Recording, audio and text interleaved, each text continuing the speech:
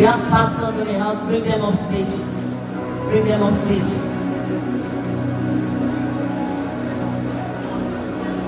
It's the prophetic time.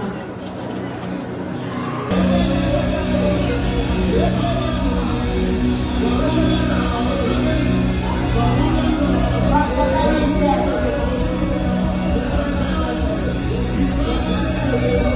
Come here.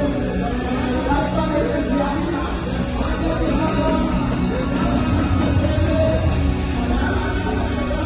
I don't know to express it to God.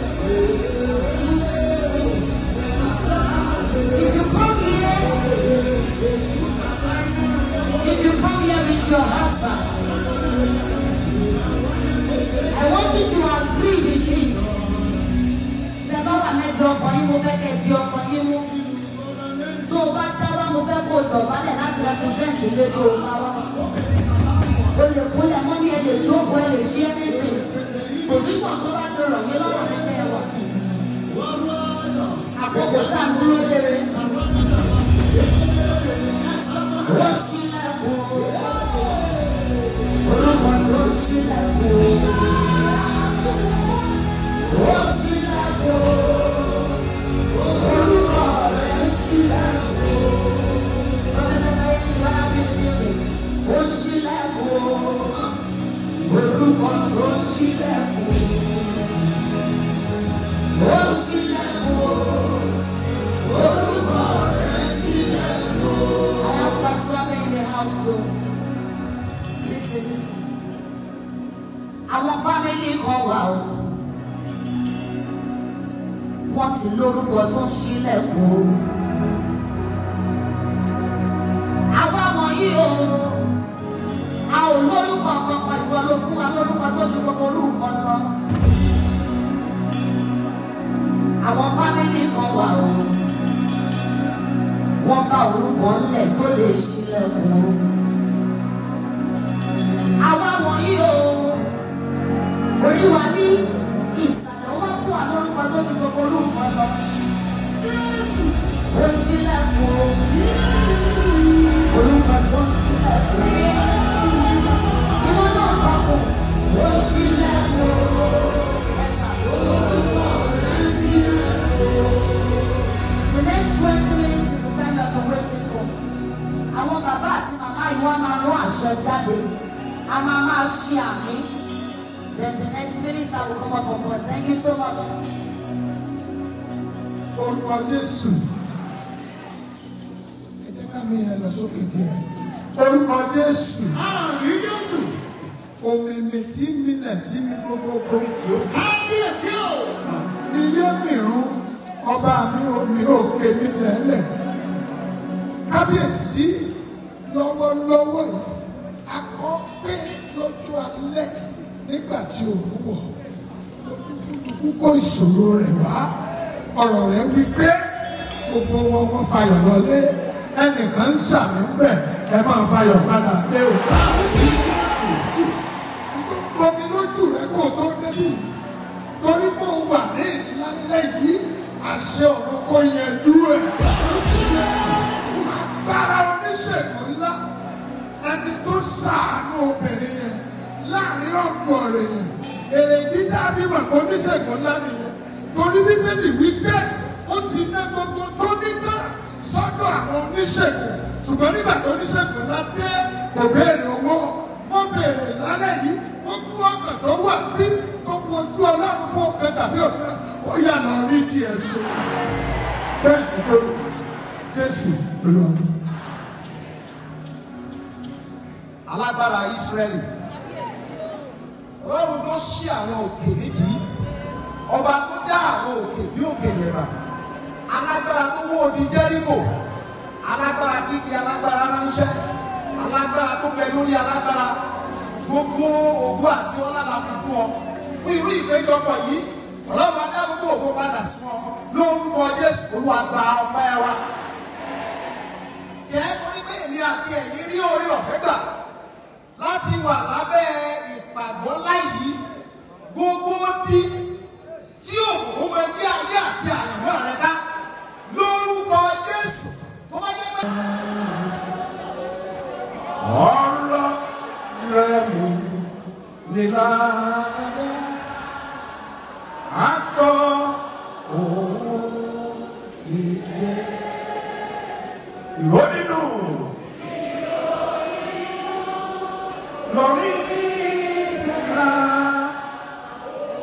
orúkọ ní dùnìyà orúkọ wo ló dùn jù. Orin tó dùn jùlọ ẹgbẹ́ sókè.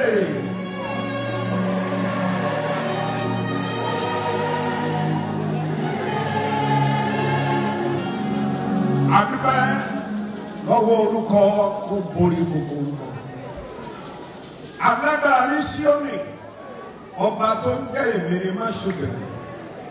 Ọba tó lágbára lórí ọjọ́, ó lágbára lórí ọ̀sẹ̀, ó lágbára lórí oṣù. Ó lágbára lórí ọjọ́ ọba tó mú kí ọjọ́ òní kó jẹ́ ọjọ́ ayọ̀. Olúwa gba ọpẹ́ wa. Ó ní ẹ fi fún Olúwa ẹ̀yin ọmọ àwọn alágbára ẹ fi ògo fún Olúwa tí ó yẹ fún orúkọ rẹ̀. Ó ní ẹ máa sin Olúwa nínú ẹwà ìwà mímọ́. Torí pé ohùn Olúwa wà lórí omi púpọ̀. Ohùn Olúwa ní ọlá ńlá. Ohùn Olúwa ní agbára. Ohun tí àwọn yìí iná máa ń jáde nínú rẹ̀. Ohun Olúwa ó mú akọ àgbọ̀nrín bí láìsí agbẹ̀bí. Ohun àlàáfíà tí àmì rẹ̀ bá tó bí àrá tó fọ̀ sí ayé rẹ̀ rà. Láyé àndà àndà tó rí abá àndà àìníkà sáyidà. 29 verse 11. But the Lord will give power to his people. And the Lord will bless his people with peace. Ohun méjì number 1. Agbára tí ó la ọ̀nà níbi tí ayé sọ pé kò sí ọ̀nà fún ọwọ́. Ọ̀rọ̀ agbára ẹ̀ tó ṣe fún wọn. Àlàáfíà tí wàá fi lo ìyókù ayé ẹ láìsí wàhálà. Lónìí nípa agbára ìjọ̀lú àgùntàn. Ọlọ́run kó pàṣẹ àlàáfíà. Ògo ni fún Ọlọ́run lókè ọ̀run. Ògo ni fún Ọlọ́run lókè ọ̀run. Nínú ìpéjọpọ̀ òdi ọ̀run náà omi tá a máa kọrin aleluya a ò ní fi ọṣẹ àwátì ní orúkọ Jésù Kristi Olúwa wa.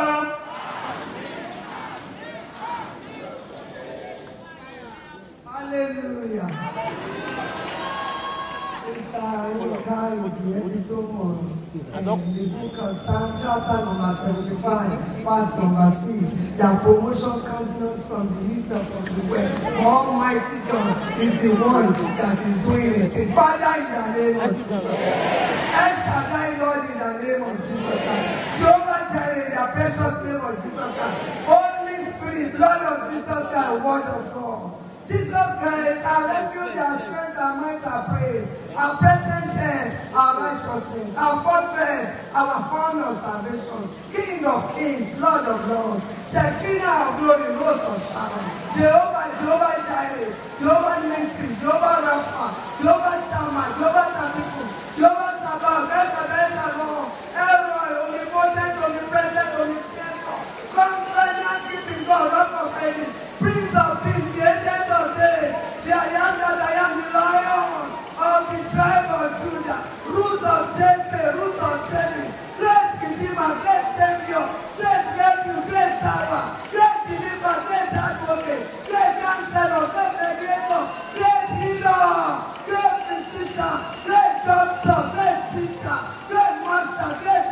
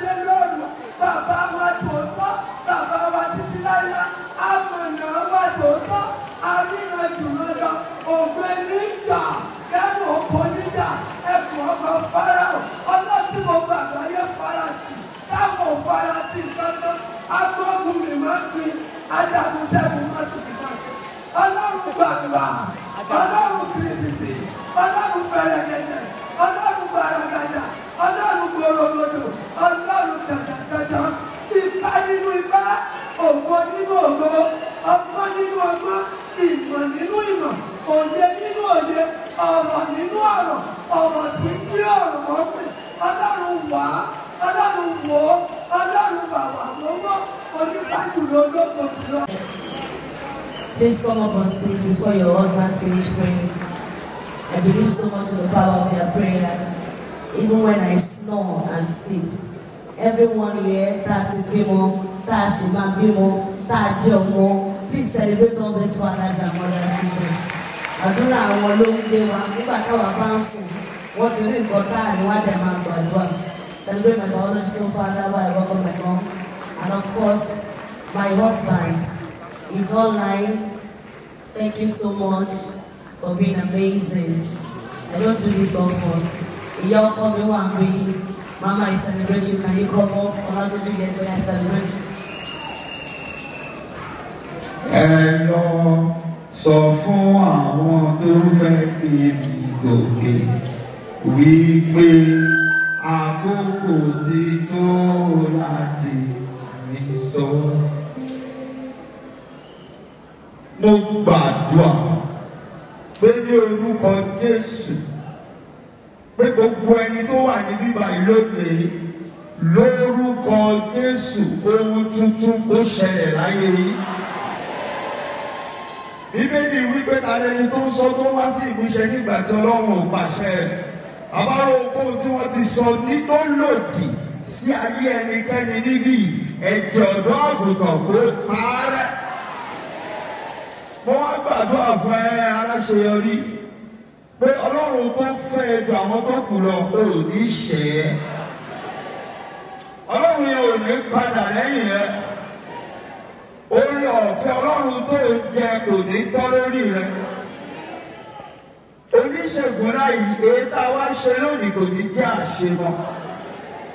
As long as you live, the grace of God and the power of God will be with you to do more for Jesus in the name of Jesus. So shall it be in Jesus' name. Bàbá ní orúkọ Jésù, àjíǹde àti ìyàgbéyìnga, ògo ní forú ọlọ́kẹ ọ̀run, mo gbàdúrà lọ́wọ́ àṣálẹ́ yìí pé gbogbo àwọn tó wà níbí, ẹ kú òpin ọdún àníbá wọn sún. Lórúkọ Jésù gbogbo ẹni tó ti bábà tó fọ̀ sẹ́nu ọ̀nà ẹ̀, pé kí ọdún tó parí, kó máa sọmọ ọdún máa sọkọ, àbọ̀ ògbọ́gbọ́ máa kú, àwọn ọdún máa jẹ́ àmọ́ Kristi Jésù lónìí, pé ọ̀rọ̀ ẹ̀ kó bàjẹ́. Adéyínká mo súre fún ẹ lórúkọ Jésù òní jábọ́ ikú òní pa á láàrin àwọn tọjọ́ ọkọ lórúkọ Jésù òní dí òdo ẹ̀rù gbogbo ẹ̀yin tẹ̀wá ní lórúkọ Jésù mo pàdúrà fún ẹ lọ ṣe rere ẹ lọ rí àdúgbà Jésù Olúwa wa. Please celebrate them. They are my biological parents. I love you.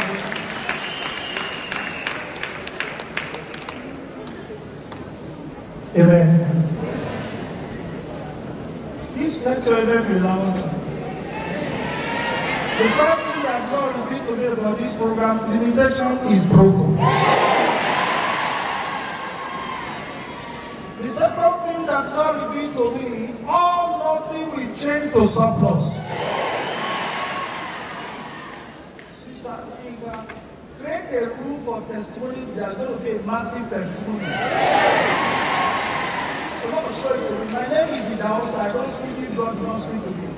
There will be a massive testimony. In next year, create a room for testimony. I saw a cancer being healed here when we were worshiping. All terminal disease is disappearing.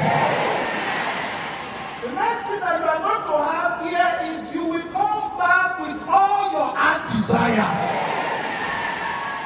The Lord revealed to me, Sister Adeyinka, the world is about to hear you. I saw you in a... This place will not contain people next year. I see like a big stadium. That is what the Lord showed to me. More celebration in Jesus' name. Praise the Lord. First of all, I want to appreciate all our fathers who are here. Those who have been called before I called. I celebrate you. Your anointing will continue working over us in Jesus' name. And I wanted to pray for every one of us. But I want you want to say here to this simple word I want to say. Because, Sister Inga, this program God showed it to me 3 days ago. I saw a 2 dragon. And that 2 dragon was, when you are praising God, I saw 2 dragons standing before the wall.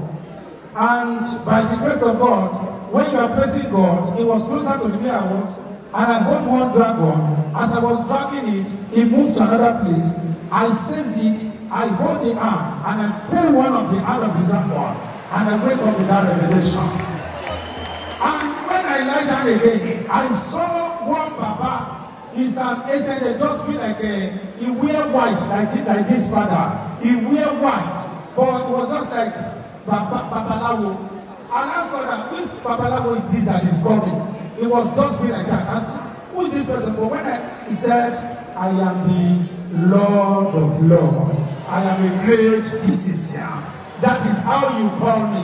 When that sister was calling Gbogbo, I was now looking at, oh, this is what God is saying. And those witchcraft, that 2 dragons turned to witchcraft too. And when they come, the other one said, bring our hand. And that Baba said, no, I am here. And that Baba prepared something and give it to me. And it was given to the people that said, I am praying for someone. Every work of witchcraft in your life that does not make you. And the Holy Spirit, please give something about God. Think let's organize the program, right? You know what it takes to organize the program like this? Ojo Ati Iya, Alaseyori, a product of success. Someone is listening to me. Your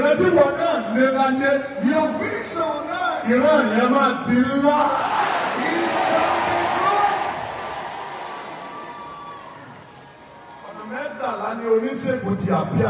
great. She's in the Bible 3 times. Asa ọba Israel ṣàìsàn 2 Chronicles 16 12. He was sick. Ṣùgbọ́n orílẹ̀-èdè wípé ó lọ bá àwọn oníṣègùn ṣùgbọ́n kò lọ bá Olúwa. Ó sì kú. Ìyẹn ni pé ó ní oníṣègùn ṣùgbọ́n kò lọ bá oníṣègùn ńlá. Oníṣègùn ò sì lè kí ọ̀, ó lè kí àmì. Oníṣègùn ńlá nìkan ní máa ń kí ẹ̀. Kí ọ̀ ó sì kí ẹ̀. Mo gbàdúrà fẹ́ nìkan. Ó jẹ́ ayé fi sí ọ̀la. Tí wọ́n fi dá ayé rẹ̀ dúró. Orí òwà ní oníṣègùn ńlá. Bí àmì bọ́ lé. Olúwa gbèrè lálẹ́ òní.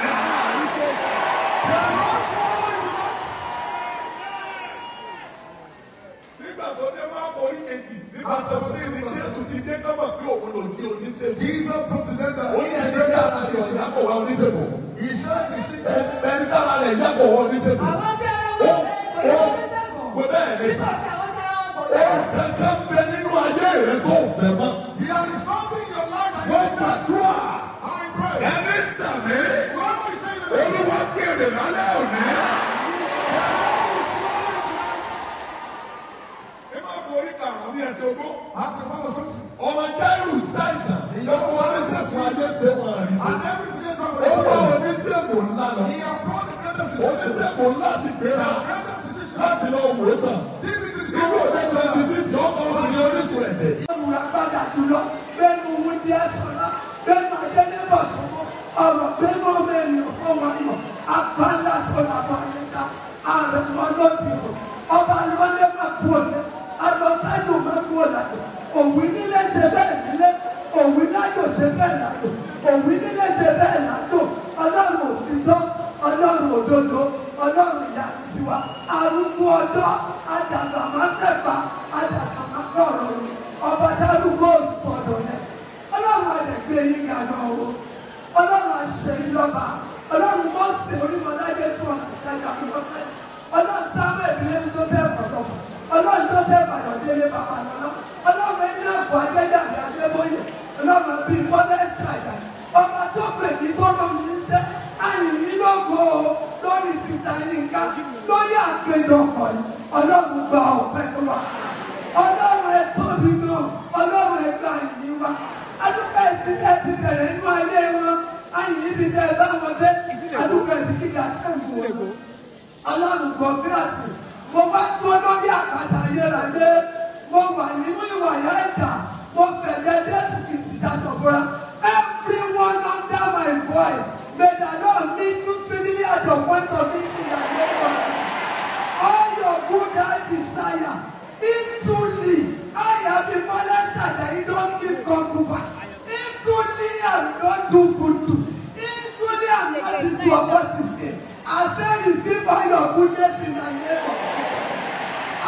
by the time you are coming back here next year, testimony galore shall be your portion. In the name of Jesus. Because we are here tonight, economy of Nigeria, hear the word of God. Lord, turn our economy around for the best. At the resurrection of the nation, we shall all live with Jesus Christ. It is done, it is sealed.